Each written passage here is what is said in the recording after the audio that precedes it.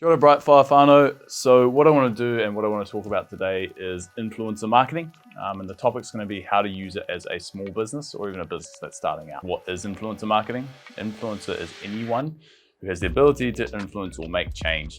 They go through different tiers. And so the first part is micros, which are 1 to 10,000, right up to the macro influencers, which are 1 million plus. How these people sell is that when you make a relationship with someone, you do this on word of mouth. It's the same thing as one of my friends recommending me a new book. I'm going to buy from them because I trust their opinion. The same thing as with an influencer is that when they post something, they're sharing their word of mouth or their trust factor.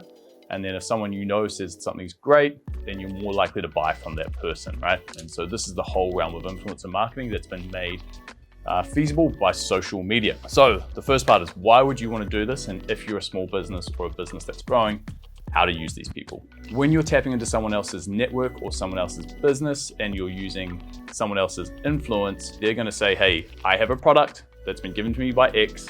And what I want to happen is they're going to say, I'm going to sell this for you. So the key thing for what you're looking at there is you're just using that other person's word of mouth. And so the example we're going to go through today is a place down in Dunedin called Marbex. It's a frequent place that I go to. And so what you want to do is if you're going to use a very local specific thing is the first part is if you're creating a business deal with an influencer is establish the type of relationship that you want. So the relationship that you're looking to try and use with an influencer is understanding, okay, you're going to post something for me. And in return, I'm going to give you some form of value, whether that's a meal at the restaurant or some other discounted voucher. And typically when people are doing these business scenarios, I'd say when you're starting local, use local influencers. So the best way to do this is what you want to go through is jump into Instagram.